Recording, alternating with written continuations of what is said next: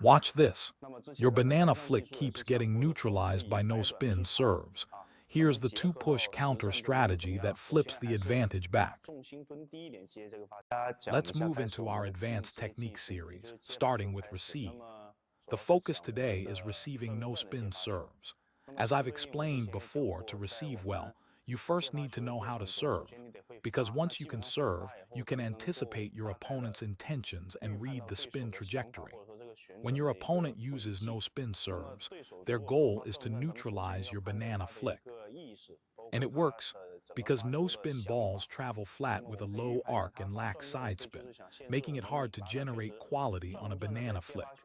So my recommendation for handling no-spin serves is to rely primarily on the short touch and long push as your main solutions in the receive game. Watch. When a no-spin serve comes over, the ball stays flat.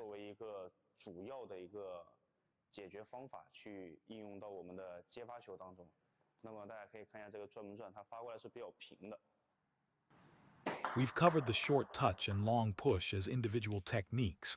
Now let's apply them in match play. First, lower your center of gravity when receiving. This helps you better catch the ball's first bounce point, so you can borrow its force and redirect it. Since so many players use the banana flick nowadays, your opponent will likely place the serve to this position.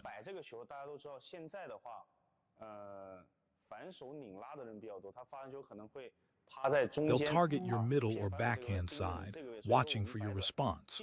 So your short touch should go to the opponent's forehand side short ball. The chance of them attacking explosively from there is lower, and they can't generate quality. That's the top priority placement when receiving.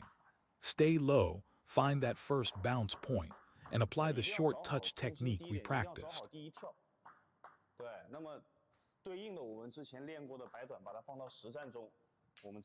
Now, after you play that short touch, what comes next? You need to anticipate your opponent's response. They'll typically do one of three things: push, flick, or play a quick short touch back or a long push. So after you receive, prepare for these three options. Add a fourth, a half-long ball, because if your short touch is low and tight, the opponent is under pressure and may return a half-long ball. Lock onto these four possibilities. Let's walk through them. First, they play a short touch back. Watch. Stay focused on all four options after your short touch. That's the first receive pattern. Second pattern, they play a long push. But after you place your short touch to their forehand, opponents rarely dare to long push straight back to your forehand because you're already there.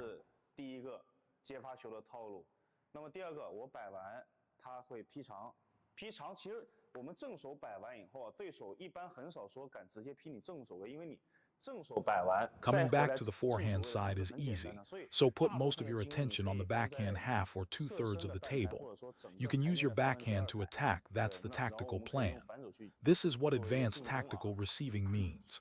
Every shot you play must have anticipation and precise preparation behind it.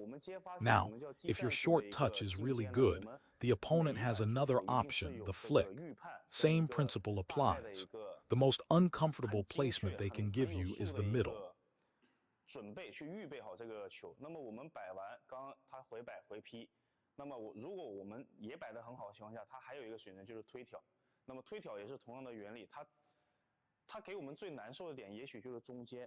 They won't dare go to your forehand either, unless you're a pinhold grip player who loves to step around with a dominant forehand. Then they might target that side. The flick to your short touch is actually quite difficult for them too. So really, the opponent only has these few options. Finally, if your short touch is so good that the opponent gets faked out, they expected a long push but you played short, they'll rush forward to control the ball and often pop up a half-long ball. Watch for that and attack it aggressively. That position is where you must be decisive and dominant.